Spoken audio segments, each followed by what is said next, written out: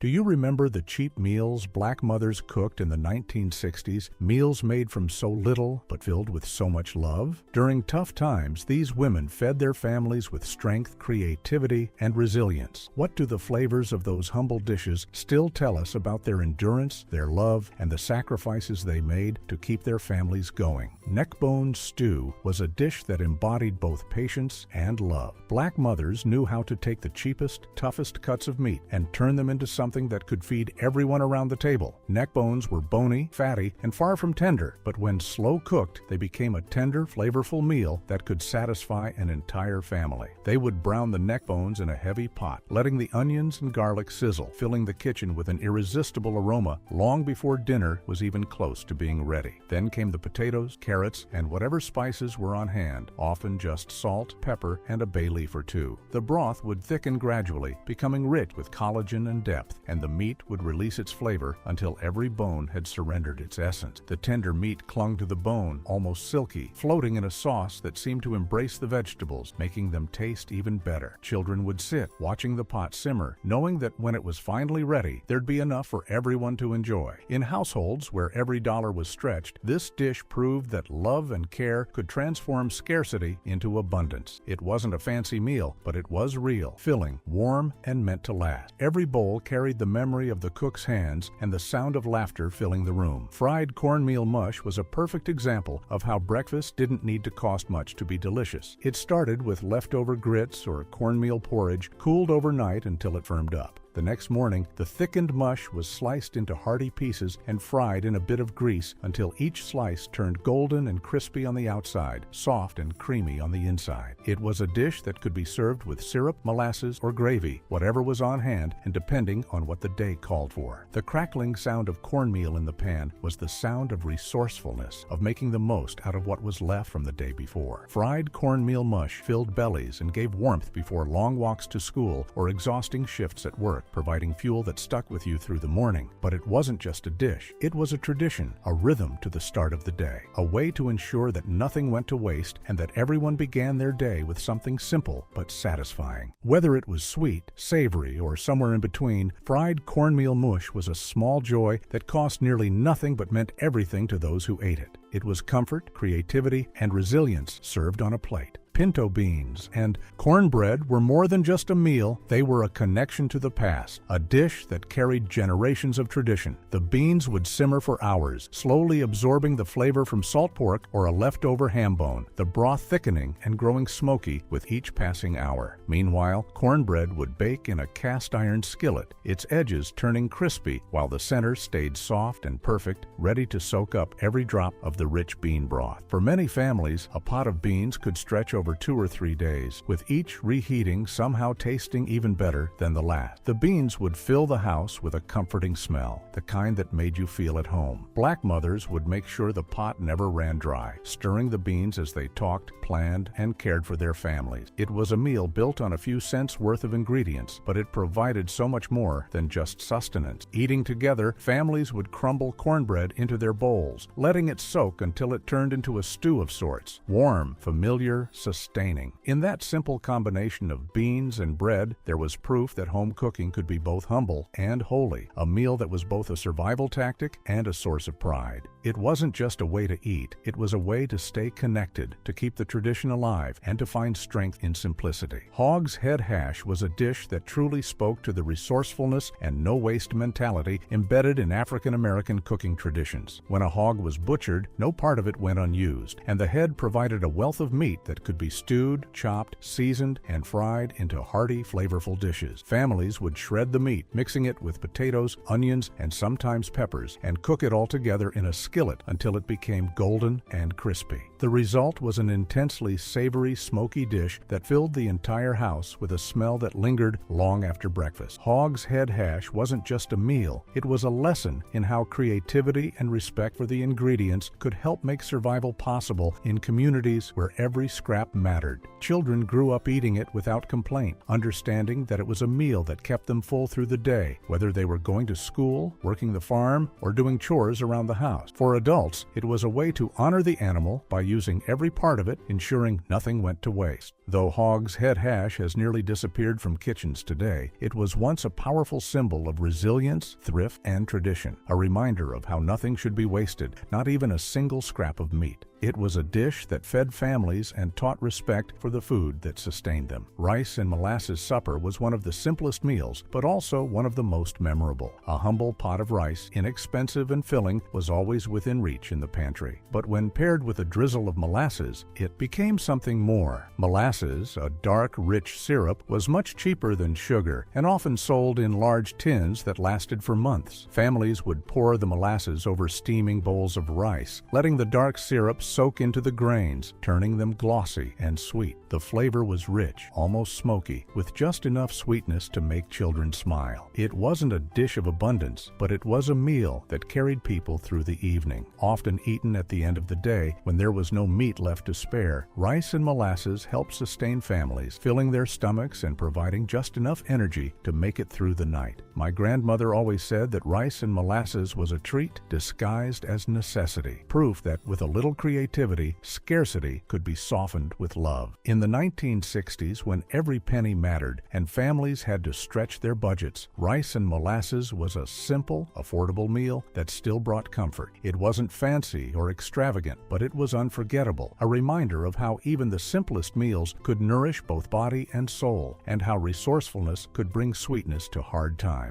Ash cake bread was born out of fire and hunger, a meal crafted during tough times when ovens were a luxury and resources were few. All it took was cornmeal, salt, and water to create the dough. The dough was pressed together by hand, then buried in the hot ashes of a wood fire, where it would bake slowly. The outside would harden into a smoky, crispy crust, while the inside remained soft, golden, and warm. When it was finally ready, people would carefully brush away the ashes and break the bread open, often drizzling it with syrup or molasses. The taste of the ash cake was both sweet and earthy, a reflection of the simple yet satisfying pleasures of home. Ash cake bread was food for the working person, a meal you could make without an oven or a fancy pan, simply with the basics that could be found around the hearth. It was food made from necessity, crafted by those who had little extra, but who still found comfort and joy in what little they had. The smell of it, warm and smoky, filled small cabins and humble kitchens, mixing with the sounds of crackling fires, laughter, and prayer. Every crumb of ash cake carried the memory of strength born from simplicity, reminding those who ate it that resilience could grow even from the most basic of ingredients, just like the bread that emerged from the ashes. Fried catfish and cornbread was a breakfast that reflected the abundance of rivers and the ingenuity of African American cooks in the South. Catfish, abundant and easily caught, was a source of nourishment that required little expense. After cleaning the fish, it was coated in cornmeal and fried crisp in a cast iron skillet, giving it a golden, crunchy exterior. Paired with cornbread fresh from the oven, the meal became both hearty and nourishing, providing the energy needed for long days of labor in the fields or long hours of school. This meal was simple but filling, and it became a tradition for many families, often enjoyed on weekends when the family could go fishing and share the catch with neighbors. The combination of crunchy fried fish and soft, buttery cornbread created a comforting, satisfying meal that filled bellies and lifted spirits. Though fried catfish and cornbread might not be a common breakfast today, for many, it once stood proudly on the table as a symbol of resilience, resourcefulness, and the bond between nature and tradition. It was more than just a meal, it was a way of life that connected families and communities, helping them face the demands of the day with strength and sustenance. Pot scrap and soup was the ultimate example of making something out of nothing. When the pantry was nearly bare and there was nothing left to cook, families would turn to the remnants of the week's meals, the bits left clinging to the bottom of the pot. They would pour in hot water, scraping up every browned bit of vegetable or meat, and set it to simmer for hours. As the soup bubbled, the flavors melded together, creating a rich, smoky broth that carried hints of salt and spice from previous meals. Every pot of pot scrap soup was different depending on what scraps had been saved. Sometimes it had bits of onion, other times beans or leftover bones. Always something that was left behind, never wasted. No two pots ever tasted the same, and that was part of the beauty of it. The smell of the simmering soup filled the house with warmth, making even the smallest home feel rich with flavor. Children would dunk stale cornbread into the pot, soaking up every drop of the flavorful broth. Pot scrap soup wasn't just a meal, it was a reminder that nothing was ever truly gone. It was proof that nothing should be wasted, not flavor, not hope, not care. It was a dish that turned scraps into warmth and leftovers into love, and it carried with it the sound of survival, the bubbling of the pot that represented the resilience of families. The sound of that bubbling pot was a hymn for survival, proof that even when it seemed like there was nothing left, there was always something worth waiting for. It showed that love and care could make a meal out of anything, and that even the end of the week still had something to give. Sweet corn and onion skillet was the kind of dish that came together in a flash, made from what the garden or pantry had to offer. Fresh ears of corn, or sometimes canned when the season had passed, would be sliced from the cob and tossed into a hot skillet along with thinly sliced onions. Lard or bacon fat worked its magic, sizzling and bringing out the rich, savory flavors. As the onions browned and the corn caramelized, the smell filled the house with a warm, sweet, and smoky aroma that promised comfort even before the first bite. It was cheap, quick, and nourishing, the kind of meal that stretched across many families, especially those trying to make ends meet. My grandmother often served it with bread or cornbread, allowing the juices from the skillet to soak into every bite. The beauty of the dish was in its simplicity, just vegetables and fat transformed into something greater than the sum of its parts. Sweet corn and onion skillet reminded us that even with the smallest ingredients, you could still create something satisfying and wholesome. It was proof that good food didn't always require expensive or fancy ingredients. Sometimes all you needed was a little creativity and a few basic items from the garden. Corn cob jelly was one of those kitchen miracles that always made people smile at their own cleverness. After the corn was shucked and the cobs were left behind, no one ever thought to throw them away. Instead, those bare cobs went into a big pot of water, where they were boiled for hours until the water turned a golden color and filled the air with a sweet, fragrant smell. Sugar and a little lemon juice would then be added, and everything would be strained until the liquid gleamed like honey. The result was a jelly that tasted faintly of corn, light, syrupy, and just the right balance of sweetness. It became the perfect spread for biscuits, cornbread, or toast, especially when fruit was scarce or too expensive. It carried a quiet pride, a feeling of accomplishment, born from the ability to turn what would otherwise be discarded into something beautiful. Grandparents often recalled making it during their childhood when nothing went to waste and the kitchen was a place of invention. Corn cob jelly was a reminder that flavor could be coaxed from even the most overlooked scraps. It was soft, shining, and made with patience, turning simple ingredients into something special. Those who tasted it would never forget that feeling of abundance, even in times of scarcity. Each spoonful told the story of hands that worked hard, saved everything, and still found time to make something delicious and worthwhile out of what others might have discarded. Collard green omelet was a breakfast born out of thrift, making use of what was left over from the night before. Collard greens, usually cooked long and slow with a rich blend of seasonings, were often tucked into eggs the next morning, creating a dish that was both frugal and full of flavor. This meal was cherished because it made use of what the family already had on hand, ensuring that nothing went to waste. The combination of tender greens with fluffy eggs gave the dish both nutritional value and satisfying flavor. For children, it was a familiar taste carried into a new form, turning a classic side dish into a main course for breakfast. For adults, it offered a hearty meal without the need for expensive meat, making it both economical and filling. Collard green omelet was a dish that tied breakfast to dinner, blurring the lines between the two and reflecting the rhythms of a household kitchen, where every meal was an opportunity to reuse and make the most of what was available. While mainstream kitchens of the time may have praised convenience, African American homes thrived on this kind of ingenuity, making the most out of every ingredient. Collard green omelets are rare today, but they once carried the quiet wisdom of making much from little, offering strength and satisfaction to those who needed it most. Eggshell pudding was a true act of ingenuity, a sweet custard created from ingredients that most would never consider. Families saved their eggshells, carefully washing and drying them before grinding them into a fine powder, which provided a boost of extra calcium. This powder was then added to a mixture of milk, sugar, and cornstarch, stirred together on the stove until it thickened into a smooth, velvety texture. The result was a humble dessert that sat quietly in jars or bowls, pale and soft, but filled with the taste of patience and practicality. If the family could afford it, a hint of vanilla was added, giving the pudding a delicate fragrance. For children, it seemed like magic, how something as simple as eggshells could be transformed into something sweet and satisfying. Eggshell pudding wasn't just about filling bellies, it was about filling hearts with gratitude. It was the promise that nothing had to go to waste, that every little scrap had a purpose and could be used to create something beautiful. Each spoonful carried the spirit of endurance, a quiet hymn to survival, prepared right from the kitchen stove, where every ingredient mattered and every meal was made with care. Red gravy with rice was a breakfast dish that beautifully combined economy and comfort, becoming a staple in many African American households. The gravy was simple but full of flavor, made from tomatoes, onions, and a few seasonings that simmered together until they thickened into a rich, savory sauce. This gravy was then poured over a bed of steaming rice, creating a filling and satisfying meal that could easily feed a family. Rice, often cheaper than bread, was a pantry staple that could be stretched to feed everyone. The tomatoes not only added color but also depth of flavor, making the dish both comforting and nourishing. Red gravy with rice was a daily tradition for many families, especially in the South, where it became a beloved ritual before long days of hard labor. Children grew up with the savory smell of it in the morning, and adults appreciated its reliability and ease of preparation. It wasn't a fancy dish, but it symbolized resilience and the ability to make the most of simple, humble ingredients. It was a meal that carried meaning, a reminder that you didn't need extravagant ingredients to make something hearty and satisfying. Though rarely served in the form of breakfast today, red gravy with rice once stood proudly as a practical, everyday tradition that brought families together at the start of each day. Pumpkin stew with onions was the perfect example of how homegrown vegetables could become the foundation of a hearty and nourishing meal. Pumpkins, easy to plant and easy to store, were abundant, and one pumpkin could provide enough sustenance to feed a family for days. My grandmother would peel the pumpkin, cut it into large chunks, and cook it down with onions, letting the pot simmer slowly until the mixture turned into a thick, savory stew. The natural sweetness of the pumpkin would balance perfectly with the sharp, savory onions, creating a flavor combination that was both satisfying and comforting. Sometimes she would add a little pepper or a leftover bone for extra depth of flavor, but even when made simply, the stew was more than enough to feed a family. Served with bread or cornbread, it was a complete meal that didn't require expensive ingredients or meat.